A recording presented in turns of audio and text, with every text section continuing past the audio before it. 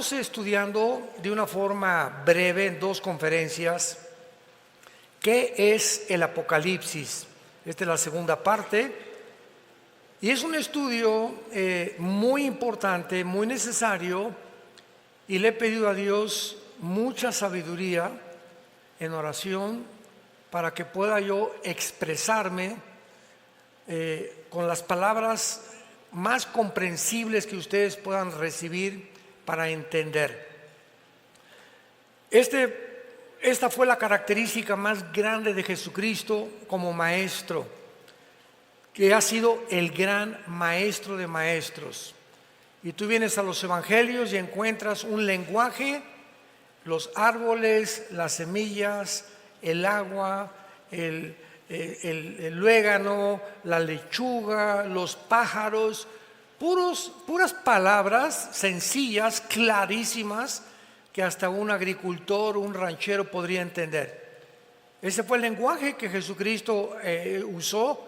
Sin embargo, detrás de este lenguaje tan hiper sencillo, como las parábolas y todo lo que Jesús dijo, yo soy el pan que descendió del cielo, yo soy la luz del mundo, se encontraba escondido detrás de estas palabras la sabiduría de Dios. Y así rápidamente puedes tú comenzar a estudiar Mateo 13, la parábola de las semillas. Un sembrador salió y sembró, una cayó junto a la tierra, vinieron los pájaros, se la llevaron, otra cayó entre los espinos, otra entre las piedras y otra cayó en buena tierra. Y toda la audiencia que Cristo tenía no entendían o se oían como un cuento para dormir a un niño. Pero detrás de las parábolas y de esas enseñanzas se encontraba la sabiduría de Dios. ¿Y qué hizo Jesucristo? Les dijo, cuando acababa de predicar las parábolas, agarró a sus discípulos, vengan para acá. A ustedes les es dado conocer estos misterios, no a la gente común y corriente. Y les voy a explicar la parábola. El sembrador salió a sembrar, la semilla es la palabra de Dios. La tierra es el corazón humano. Y cuando alguien escucha la palabra de Dios, no entiende, y los pájaros son el diablo que viene y arrebata la semilla para que no dé fruto. La que cayó entre espinos es gente que no entiende la palabra y se retira antes de tiempo.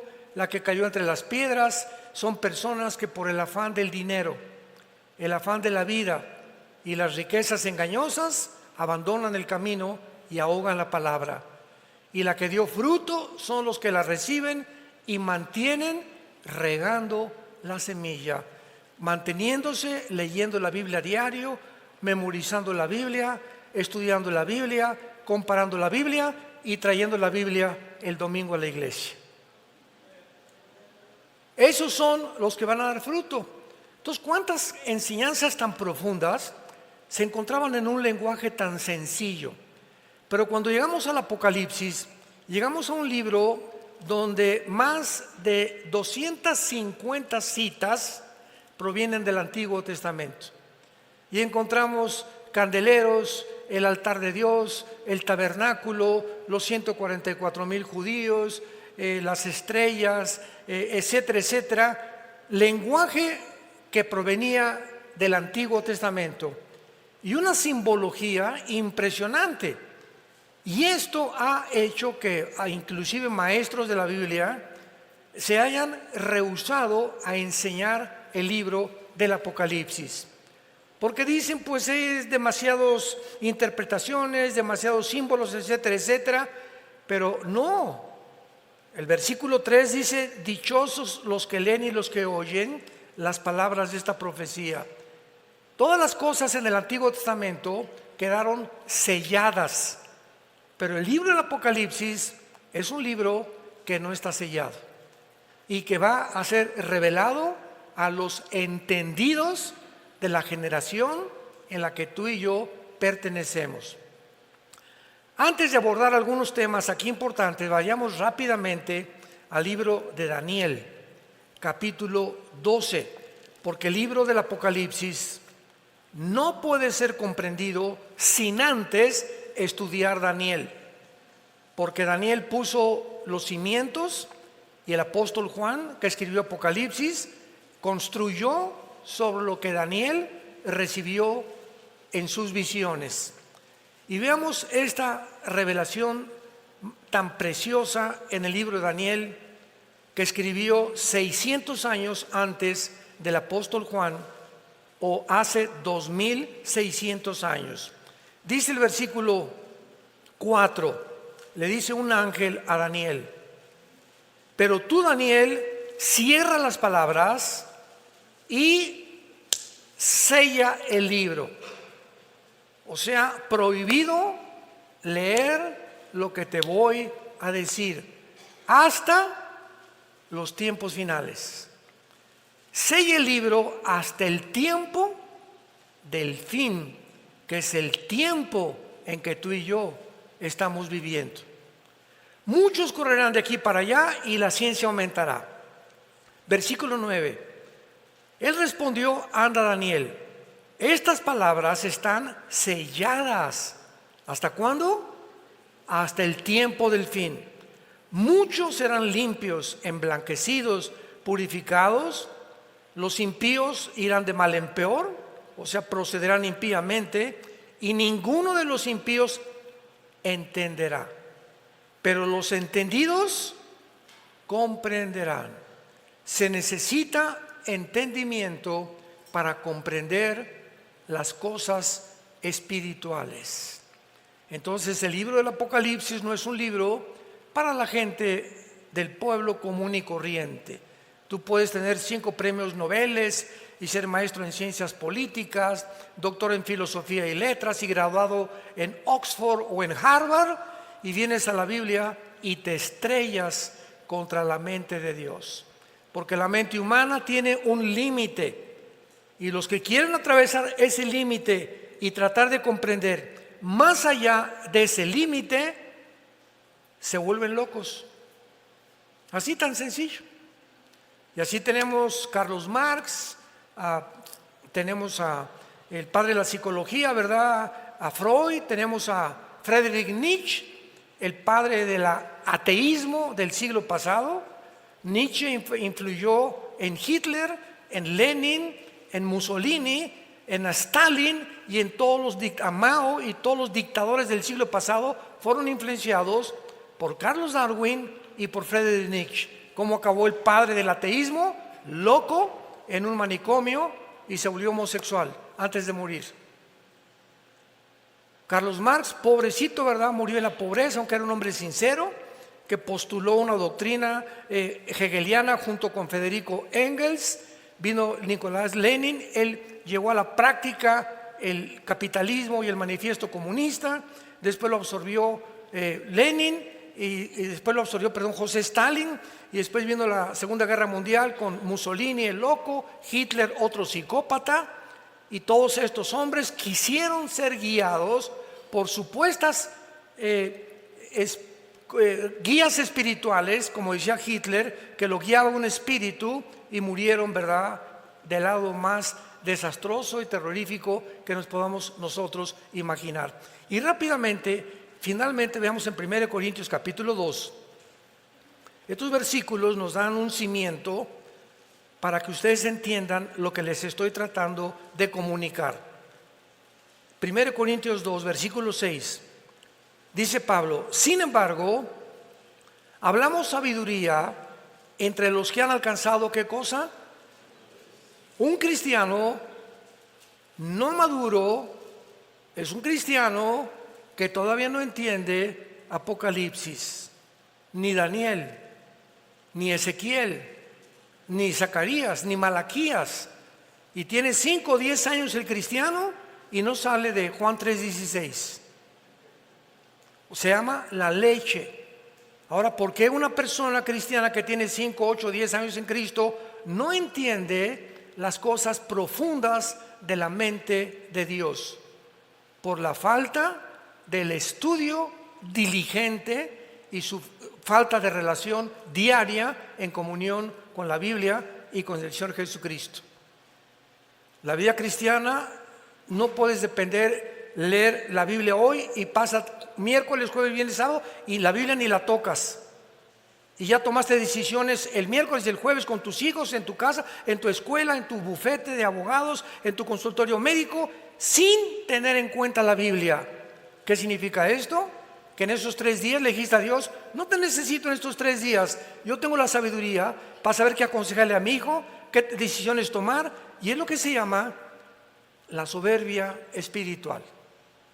Perdemos nuestra dependencia de Dios, alejándonos de la Biblia, creyendo que somos autosuficientes y capaces de resolver problemas que van más allá de nuestra capacidad para poder resolverlos. Soberbia intelectual. Hablamos sabiduría entre los que han alcanzado la madurez. Versículo 10: pero Dios nos las reveló a nosotros por el Espíritu, porque el Espíritu todo lo escudriña o todo lo investiga, aún lo profundo de Dios. A ver, hay un solo Espíritu en el universo, un solo Espíritu de los billones. Los ángeles son espíritus, los serafines, los querubines, los seres humanos. Hay billones de espíritus en el universo, pero hay uno solo que posee toda la verdad. Se llama el Espíritu Santo. Y es el único espíritu que nos puede guiar a la verdad.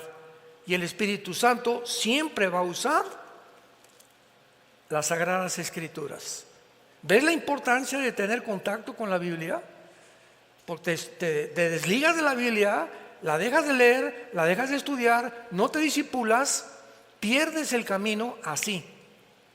Somos como ovejas que necesitamos un pastor. No hay un solo animal en el mundo que necesite un pastor y que nunca verá sin un pastor más que las ovejas. Escúchame, ¿sabes por qué? Porque escogió Dios a las ovejas como el animal para compararnos con nosotros. No escogió al perro, ni al rinoceronte, ni al caballo, ni a ningún animal. Dios escogió a las ovejas porque son los animales más brutos. Ya te sentiste ofendido, ¿verdad? Son los animales más ciegos, son los animales más torpes, son los animales más indefensos de todos los animales que Dios creó. Una oveja no tiene la capacidad de defenderse. Los conejos corren, todos tienen de alguna manera de huir del peligro, pero las ovejas son indefensas. Deliberadamente la Dios creó para que necesitaran un pastor. Así que nosotros somos igual de semiciegos. Las ovejas no ven de aquí a 5 o 6 metros, pero cuando oyen el cayado del pastor que golpea, sí oyen. No ven, pero oyen. Nosotros no vemos a Jesús, pero lo oímos a través de su palabra. No necesitamos ver a Jesús.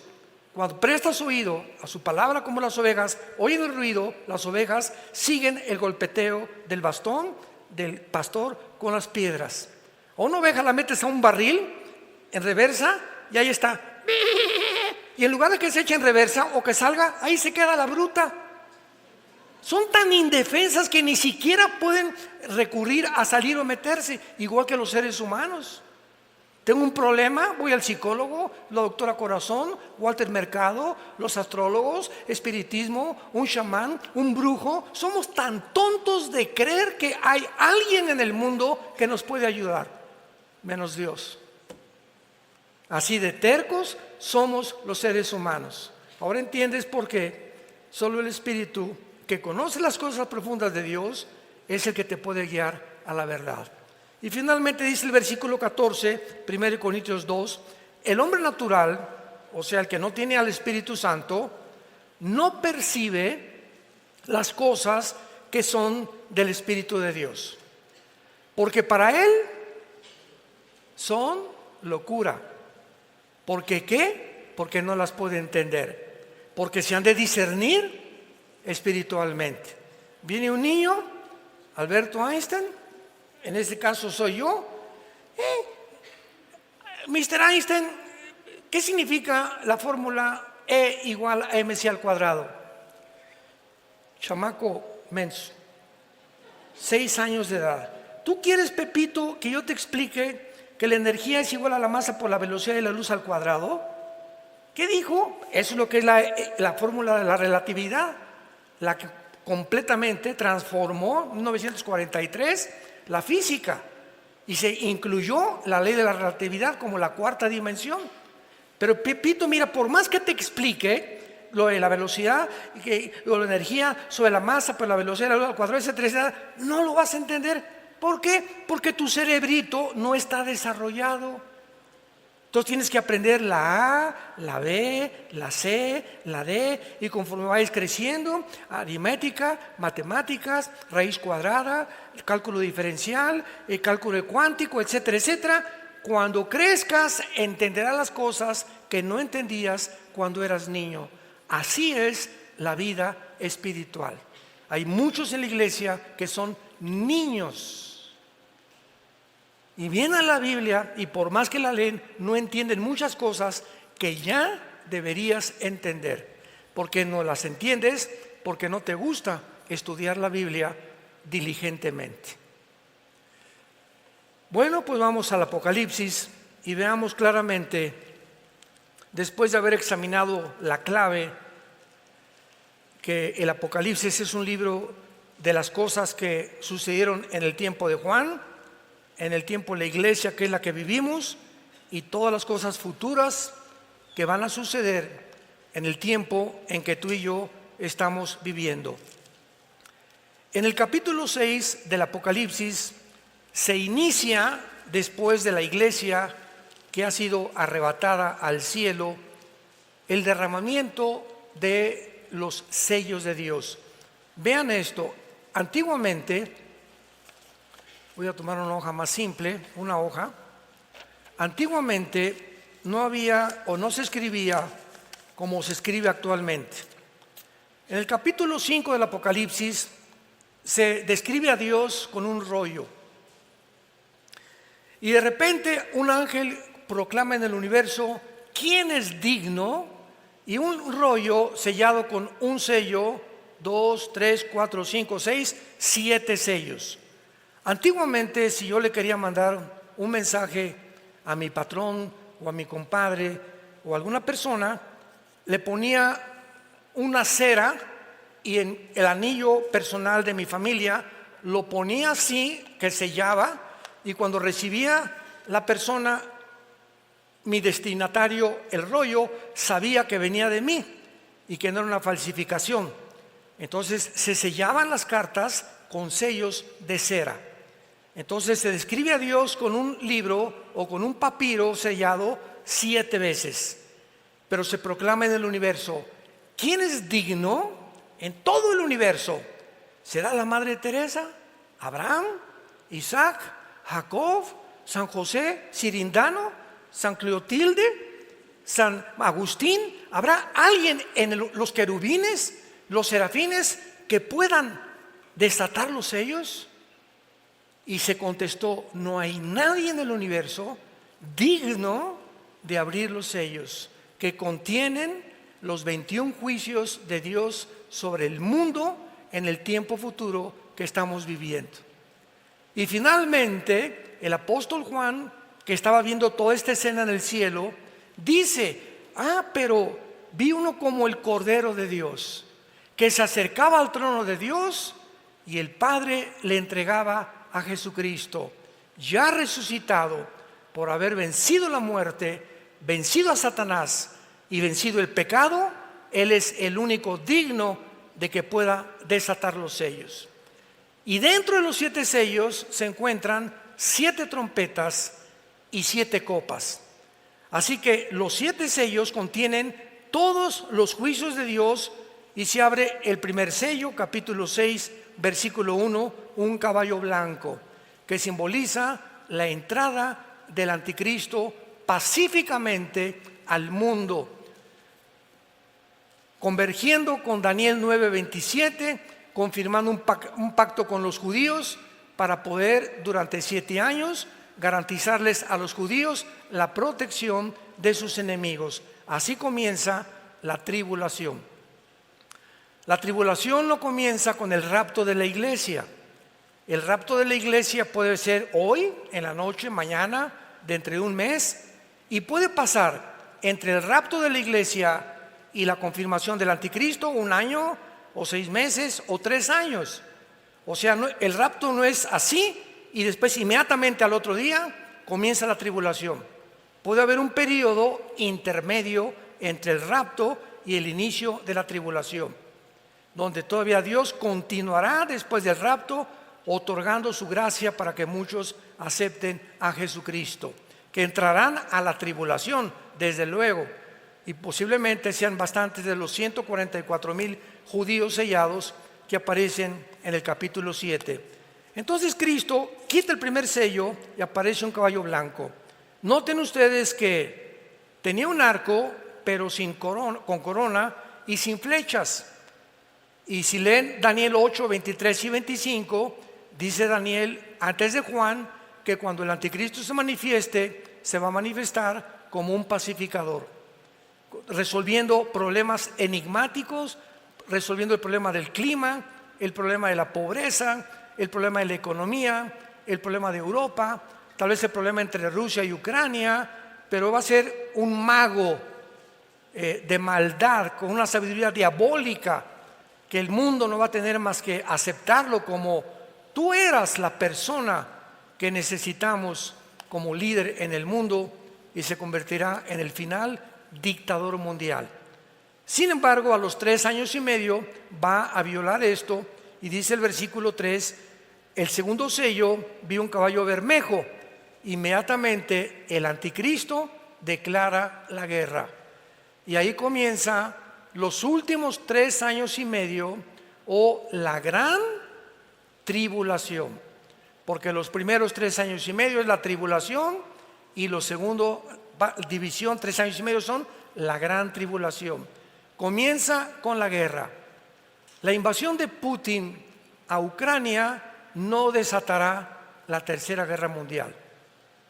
La tercera guerra mundial lo retrata Apocalipsis 16 del 12 en adelante, que se llama el Armagedón. Cuando los reyes del oriente, Siria, Irak, tal vez Rusia, Corea del Norte, la India, van a formar parte de esta coalición, van a atravesar el río Éufrates, que por cierto ya se está secando, para dirigirse a Israel, al Valle del Megido. Ahora que muchos nos van a acompañar en junio a Israel, vamos a ver el Valle del Megido. Napoleón Bonaparte dijo cuando estuvo ahí: este lugar seguramente lo ocupará la tercera guerra mundial. Es un valle inmenso, el Valle del Megido, que se llama en Joel 3 el Valle de Josafat. Entonces ahí va a ser la tercera guerra mundial. Para que la tercera guerra mundial se realice faltan 2 o 3 guerras más, que tal vez nosotros vayamos a ver. Es posible que este año veamos una guerra de carácter nuclear, no que desaparezca el mundo, pero varias naciones pueden comenzar ya a eliminarse del mapa o del mapamundi humano, y posiblemente, ¿verdad?, sean un conflicto que pueda desatarse principalmente en el Medio Oriente, porque para que el anticristo surja, Estados Unidos tiene que desaparecer. Y ahorita las 2 potencias que se han enfrentado son Rusia, apoyada por Irán, apoyada por Rusia, apoyada por Siria, apoyada por Irak. Putin tiene todo el apoyo de todas las naciones musulmanas, tanto de los chiitas como de los sunnis, y de casi 8 o 10 naciones del Medio Oriente en contra de Estados Unidos y del ejército de Europa, que es la OTAN, que se formó en 1947 para impedir la propagación del comunismo hacia el norte y el oriente de Europa. Así que ahorita hay un conflicto entre Oriente y Occidente. ¿Quién va a ganar de esta guerra? A fuerza, Rusia o manda bombas a Estados Unidos, y Estados Unidos no tiene la capacidad de detener las bombas de Putin o de Rusia, por la siguiente razón. Escuchen con mucha atención. Cuando cayó el comunismo en 1991, Estados Unidos se engrandeció y se ensoberbeció. Ya el comunismo fracasó, ¿ya lo vieron? Ahora el capitalismo, como les hemos dicho, la libertad, el libre comercio, el libre mercado, ¿verdad?, la democracia van a triunfar. Y hasta Rusia algún día, que ya vio que el comunismo no funciona, va a ser democrática. Pasaron no ni siquiera 10 años y comenzó el siglo XXI cuando nombraron al exdirector de la KGB, Putin, como presidente de Rusia. Y Putin surge como exdirector de la KGB como el estratega militar número 1 de la humanidad. Ese chaparrito peloncito que tú ves, que es judoka, cinta negra en judo, y que 3 veces a la semana se mete un agua con hielos y que tiene una condición física extraordinaria, es el estratega militar número 1 en el mundo. Y entonces invade Ucrania porque ve que están rodeando la OTAN a Ucrania con tanques de guerra, y el día que llegaran los de la OTAN a poner misiles en Ucrania apuntando a Moscú, se acababa Rusia. ¿Por qué? Porque en 15 minutos un misil de Ucrania a Moscú llega en 15 minutos y acabarían con Rusia. No lo iba a permitir Putin. Bueno, ustedes ya saben todo este relajo que hubo, ¿verdad? Los Estados Unidos, no podemos permitir esto, sanciones económicas que fracasaron. Europa se hundió más, el dólar se hundió más todavía, porque el rublo y el yuan de China se fortalecieron al rublo ruso, Irán fortaleció con el petróleo a Rusia, y Rusia no le han hecho absolutamente nada las sanciones económicas. Además, Rusia actualmente es la potencia mundial con el mayor armamento nuclear, que no tiene ni Estados Unidos, ni China, ni Corea del Norte, ni ninguna nación del mundo. El armamento nuclear que tienen los rusos supera. Estados Unidos tiene navíos, portaaviones, aviones F-35 de combate, lo que tú me quieras mencionar, pero la capacidad nuclear de Rusia nadie la supera. ¿Por qué? El presidente Biden tiene un portafolio que contiene los códigos para poder desatar una guerra mundial. Y vamos a suponer que le hablan al presidente Biden. Vemos en los satélites que hay una bomba que salió, parece que o de Corea del Norte o de Rusia, no estamos muy seguros, pero ella va volando a una velocidad supersónica, como el Poseidón, que es la nueva arma de Rusia.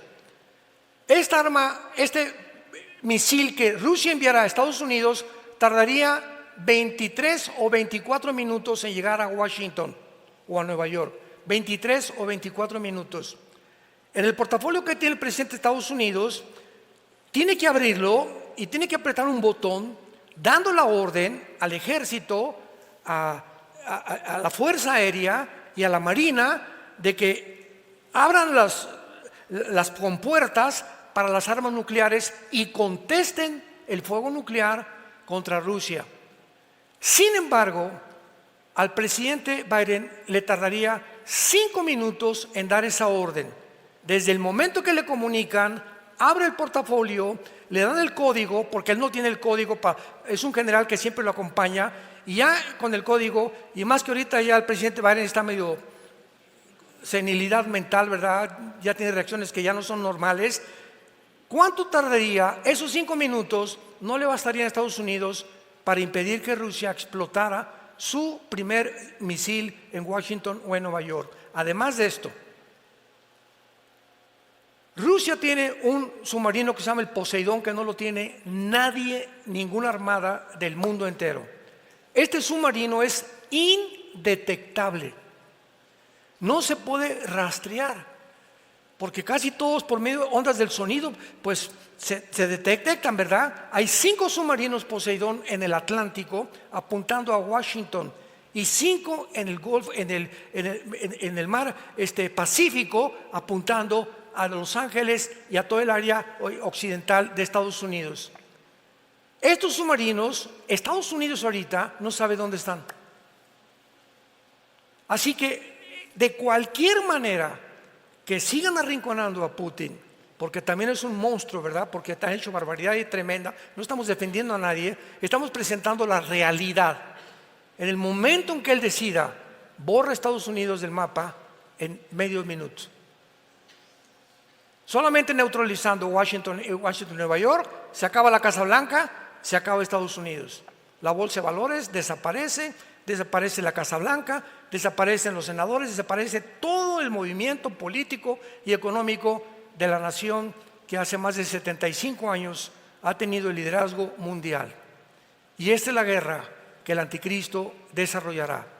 Estados Unidos no puede permanecer si el anticristo va a surgir como el próximo líder mundial. Él no puede tener competencia. Rusia aparece en Ezequiel 38, la China aparece en Apocalipsis 9 y en Apocalipsis 16. Así que sabemos, de todas esas naciones ahorita, los que van a sobrevivir va a ser Irán, va a ser Turquía, va a ser la Rusia, va a ser la China y las naciones del Medio Oriente. Europa y Querétaro se borrarán del mapa. ¿Por qué lo digo esto? Vayamos en Apocalipsis 6, versículo, a ver el cuarto sello. Apocalipsis 6, versículo 8. Veamos lo que hace 2600 años profetizó la Biblia. Y todo tiene una conceptualidad, un sentido común, una lógica tan grande. Cuando unimos las piezas de todo lo que está pasando, no hay ninguna pieza suelta, no hay coincidencias en la vida. Todo forma parte de un plan perfectamente bien planificado, desarrollado, estratégicamente elaborado, que la Biblia se adelantó para revelárselo al pueblo de Dios. Para que nosotros no estamos en tinieblas. No tenemos por qué vivir en inseguridad. ¿Y si el dólar se cae? ¿Y si el peso? ¿Y si esto? ¿Y si el otro? ¿Y qué? No te dejaré ni te desampararé, dice el Señor. ¿No se acuerdan del desierto? 2 millones de personas los mandé a un desierto, sin Oxxo, sin Walmart, sin Plaza Atenea, sin zapaterías, sin agua, sin ropa, sin sastres, sin costureras. Casi 40 años, Deuteronomio capítulo 8, y los afligí para probarlos y demostrarles que en medio de un mundo completamente como es el desierto, la vida de un desierto, donde puras lagartijas tienes todos los días para ver nada más, ni televisión ni nada, su vestido no envejeció, sus pies no se hincharon, porque yo soy Dios que los sostengo con la diestra de mi poder. ¿Por qué tenemos miedo, pueblo de Dios? Pase lo que pase. Si Él sostuvo tanta gente sin nada, ahora pase lo que pase en el mundo, Dios tiene más poder todavía, porque su Hijo resucitó entre los muertos y vive dentro de ti. Y nos dejó su libro para que pudiéramos aprender de este libro las maravillas que nos esperan en este mundo después que todo desaparezca.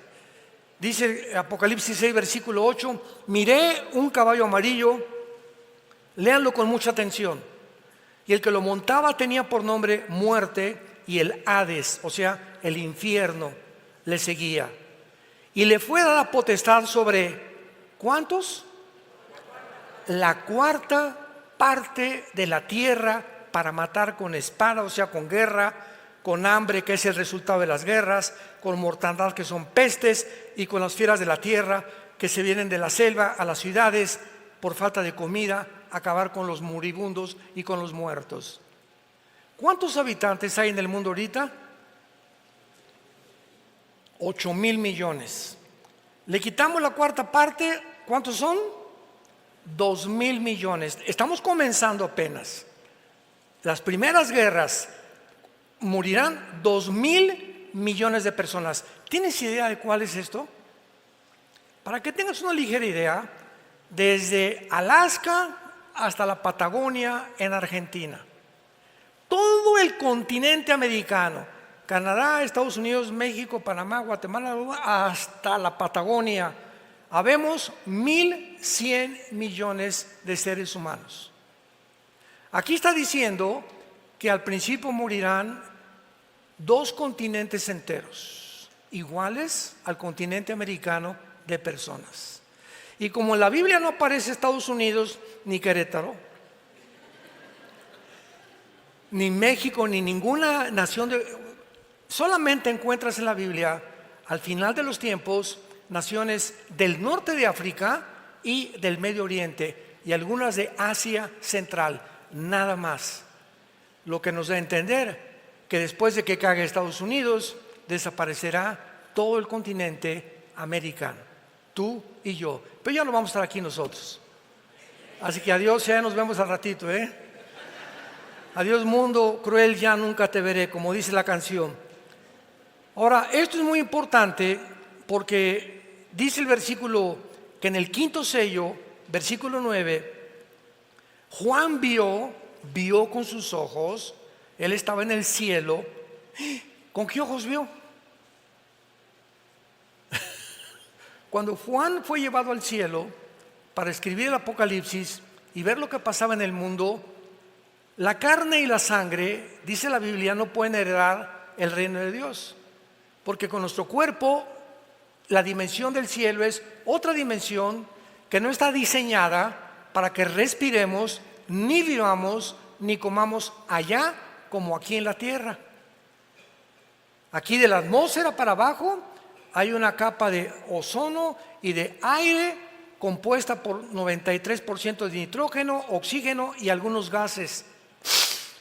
Ahorita respiro y gracias a este aire, y qué bueno que no traigo pañal ni bozal en la boca, este aire que respiro es el que le da vida a mis neuronas del cerebro.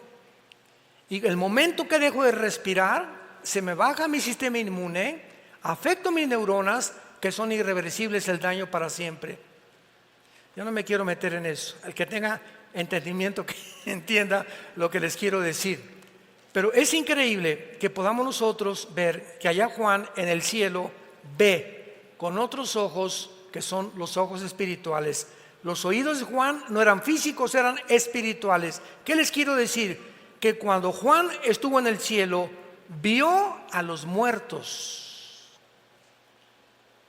Versículo 9. Vi bajo el altar las almas de los que habían sido muertos por la palabra de Dios y por el testimonio, o sea, los mártires.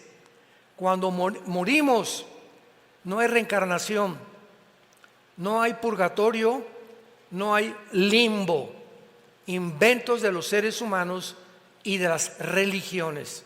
Tú te mueres hoy en la noche y acabó para toda la eternidad tu futuro, y serás condenado o vivirás con Jesús en el cielo. No hay lugares intermedios, no hay tiempo de arrepentirte ya, ni de pedir perdón. Se acabó el tiempo de la gracia. De Dios nadie puede ser burlado. Por eso cuando oigas su voz, no te endurezcas. Hoy es esta tarde, a muchos Dios le está hablando para que se arrepientan de sus vidas y vengan a la cruz. Antes que salgas por esa puerta, Dios no lo quiera, que hoy mismo te mueras, o mañana, o pasado, y por tu endurecimiento te condenes eternamente en el infierno. ¿Qué les quiero decir con esto? Que al morir la conciencia no se pierde.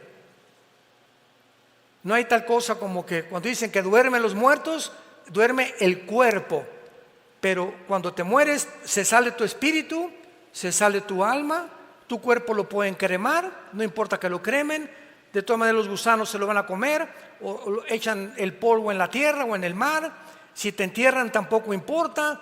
Por eso el cristiano nunca va al Día de Muertos a llevarle mole ni flores al muertito. ¿Se acuerdan del chiste de la India María? El Día de Muertos, llegó la señora Pompidou con su ramo de flores y vio a la India María en el cementerio. India bruta, ¿cuándo crees que se va a comer el mole tu muertito? Y le contestó la India María, ¿cuándo venga el suyo por las flores? O sea, qué absurdo, ¿no? Ya sea que mole o comida o flores, llevarles a los muertos, no hay nada ahí. Están completamente, un cristiano jamás regresa al cementerio. Creemos que no hay nada ahí. Ya están en el cielo condenados tus parientes o tus amistades. Nada, o sea, es paganismo. Y cuando morimos, sigue siendo Jorge, sigue siendo Carmelita, sigo siendo Armando. Vamos a mantener la conciencia de lo que éramos, tanto en el infierno como en el cielo. Miren lo que dice el versículo 10. Estos muertos estaban platicando con Dios, o sea, había un cuerpo temporal. ¿Con qué? Con cuerdas vocales, porque las cuerdas vocales de Luciano Pavarotti cuando murió se quedaron y lo enterraron. Cuando murió tu abuelito y tu tío, su cerebro se lo comieron los gusanos. Entonces el pensamiento no está en el cerebro, la memoria no está en el cerebro, está en otra dimensión que se llama la dimensión del espíritu, porque seguimos manteniendo la conciencia de quienes éramos y tenemos nuevas cuerdas vocales, nuevos ojos adaptados para la otra dimensión, pero seguimos siendo nosotros, pero con otro cuerpo. Estaban platicando con Dios y le decían a Dios: ¿hasta cuándo, Señor santo y verdadero, no juzgas y venga nuestra sangre en los que moran en la tierra? Y se les dieron vestiduras blancas y se les dijo que descansaran un tiempo hasta que se completara el número de los muertos que iban a morir como ellos también. Vemos aquí rápidamente en los sellos al anticristo, vemos la cuarta parte de la humanidad. Es el inicio de la tribulación, que todavía no estamos en la tribulación, gracias a Dios. Y así vamos en Apocalipsis capítulo 13, el surgimiento del anticristo marcando al mundo. Este tiempo que pasamos de pandemia fue un ensayo. Se demostró que por primera vez después de la Segunda Guerra Mundial, los experimentos que hicieron con nosotros sobrepasaron a los nazis y a los fascistas que seguían a Mussolini en Italia. ¿Por qué? Porque el experimento con nosotros jamás se había hecho con los niños. Desde los nazis, que Mengele, el doctor de Hitler, abría a las mujeres y les querían poner ojos verdes a los que tenían ojos negros y querían mezclar el ADN con otras cosas, y fracasó el nazismo, gracias a Dios, pero querían crear una raza superior, y es lo que actualmente en el mundo se llama transhumanismo. Están tratando de crear una raza superior, porque si somos amibas y venimos de la evolución, ahora tenemos la tecnología y la genética para poder crear un ser humano que ya debemos evolucionar. Y ahora, como decía Elon Musk, el dueño del proyecto X y del Tesla, etcétera, etcétera, vamos a inventar un chip, meterlo intravenoso que llegue al cerebro y subir los pensamientos a una nube. y de la nube poder controlar a través de una computadora y del chip el cerebro de una persona, porque si quieres aprender japonés en 3 horas, en lugar de 3 o 4 años, lo puedes hacer. Si ya no quieres tener ira, envidia, celos, etcétera, etcétera, el chip va a comenzar a abordar ciertas áreas de tu cerebro para poder crear un superhombre y que ya no hay maldad en el mundo. Esto no es ciencia, esto es ciencia ficción. Yo le llamo marihuanadas. Estos son los científicos del siglo XXI, lo creen y lo están haciendo. Googléalo. Foro Económico Mundial, Klaus Schwab, el presidente, ve lo que dicen, y son los que están manejando el protocolo del mundo actualmente. Ya llegaron a ensoberbecerse a tal grado que creer que somos dioses y que ¿quién puede competir con Dios? Crear un ser humano superior al que Dios creó por medio de la tecnología y la genética. Y así el anticristo va a marcar a millones de personas con el 666. Vendrá, ¿verdad?, en la segunda venida después de la tribulación Jesucristo con nosotros. En el rapto nos vamos. Pasan 7 años de tribulación, y mientras está aquí la tribulación, estamos en el cielo. 1 Corintios 3, del 10 al 12, 1 Corintios 15, 51 al 53, Romanos 14, 10. Estamos en el cielo con Dios, en el juicio de las obras, porque seremos juzgados ya no conforme a la salvación, sino a lo que hiciste mientras estabas tú y yo en el cuerpo, lo que hicimos o lo que dejamos de hacer, y los motivos por los cuales hicimos lo que hicimos para la obra de Dios. Y después de que seamos juzgados y entregar las recompensas, vienen las bodas del Cordero, Apocalipsis 19, y acabando las bodas, bajamos al terminar la tribulación del mundo con los ángeles de Cristo, Apocalipsis 19, a establecer su reino milenial, donde moraremos en el reino mesiánico prometido a los patriarcas y a todos los profetas del Antiguo Testamento, 1000 años. Al acabar los 1000 años, que va a estar Satanás atado, va a ser desatado otra vez, la última rebelión, y bajará la Nueva Jerusalén, Apocalipsis 21 y 22, al mundo, y en la Nueva Jerusalén entraremos a vivir para siempre con Jesucristo. Y dice Daniel capítulo 7, que muchos gobernarán otras galaxias, porque Dios creará cielos nuevos y nueva tierra. Muchos tendrán tronos. No todos los cristianos van a ser capitanes, ni coroneles, ni generales. Muchos cristianos seguirán siendo soldados rasos en la otra vida, porque eso es lo que quisieron ser. Pues yo de panzazo con que pase, pues ya, con eso me conformo. Por eso dice la Biblia, no os canséis, y mostrar la misma solicitud de al principio, para que seamos imitadores de los que por la fe y la paciencia heredamos las promesas. No somos de los que retroceden, porque muchos salieron de nosotros, pero no eran de nosotros, porque si hubieran sido de nosotros, hubieran permanecido con nosotros. Pero muchos vamos a ver que van a salir de la iglesia porque nunca se arrepintieron, nunca fueron salvos, nunca fueron regenerados por el Espíritu Santo, nunca nacieron de nuevo. Eran religiosos nada más. Les gustaba oír, a Herodes le encantaba oír a Juan el Bautista y acabó cortándole la cabeza. Y las iglesias están llenas de personas en el mundo entero que no son salvas. Todas las iglesias hay la mitad de cizaña y la mitad del trigo. No todos los que tú ves a tu alrededor o atrás de ti o al lado o a la derecha son realmente cristianos. El tiempo lo dirá por la conducta, la forma, las palabras y su forma de vivir. Porque el que recibió a Cristo ha sido transformado internamente, se convierte en un mejor esposo, la esposa ya no es tan repelona con él, los hijos son más apasionados por amar a sus padres, los padres a los hijos. Mis negocios los manejo con honestidad, trato de vivir una vida tranquila, irreprensible delante de Dios. Trato de hablarle a la gente, a mi familia, de Jesucristo. Si tienes a Cristo y dices que eres cristiano, pregúntate, desde que te convertiste, ¿a cuántas personas has ganado para Cristo? ¿A cuántas personas les has hablado de Cristo en tu vida? Pregúntatelo, sé honesto, sé honesta. ¿Has hablado con alguna persona y la has guiado a recibir a Cristo en tu vida desde que te convertiste? Que dice Hechos 1:8, recibirán poder cuando venga el Espíritu Santo y me serán testigos.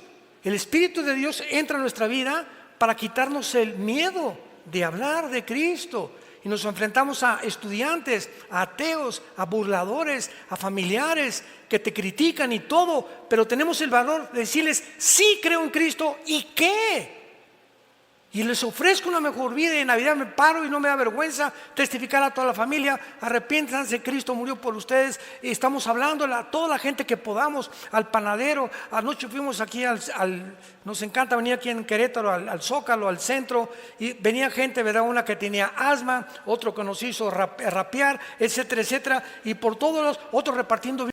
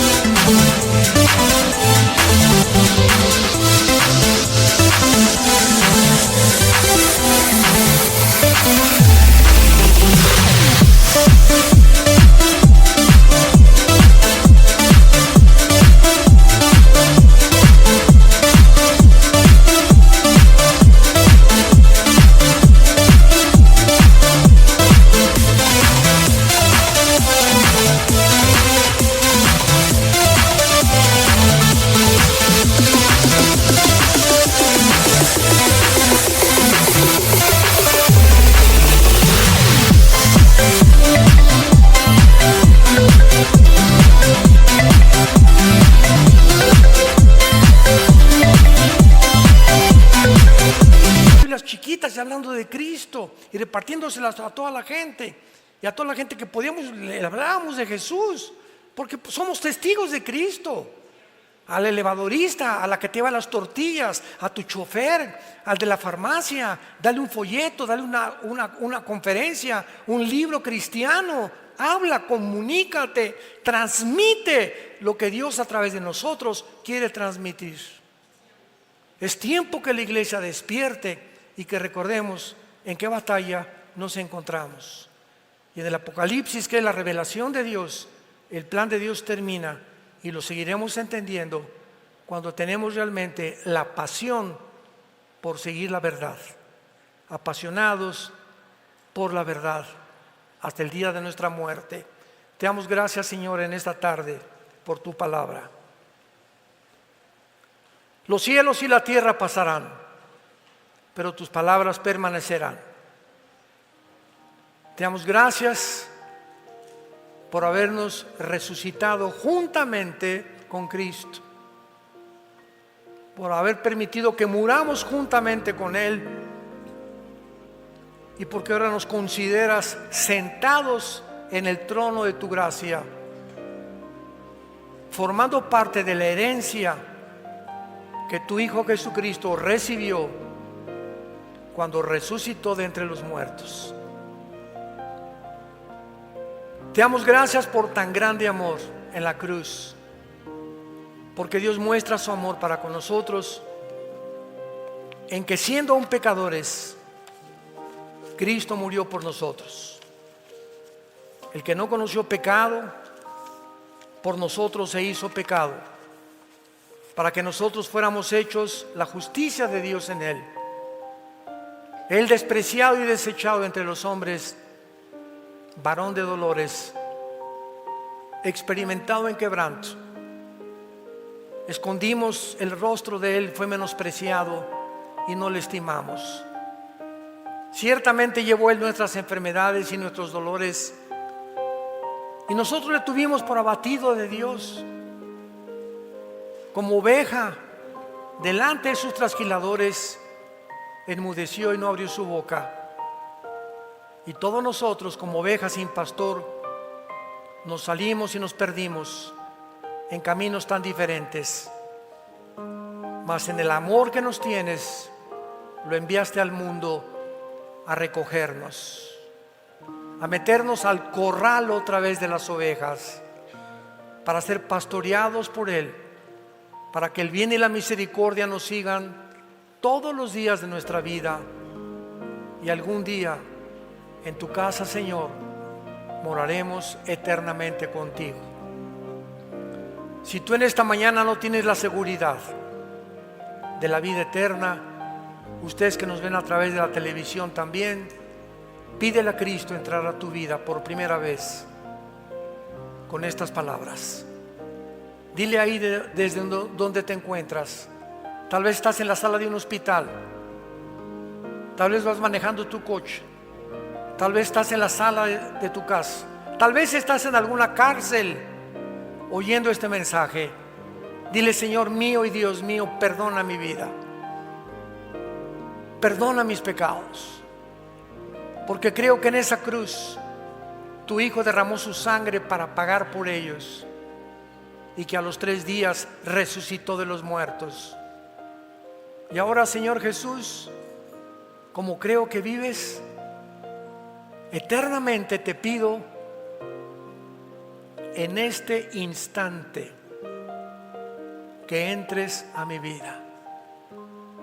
Te recibo como mi Señor y mi Salvador, y el día de mi muerte moriré en paz, porque sé que me has dado la salvación para volver a verte físicamente, en espíritu y verdad. En el nombre de Jesús, amén. Gracias a Dios por este maravilloso libro, ¿verdad?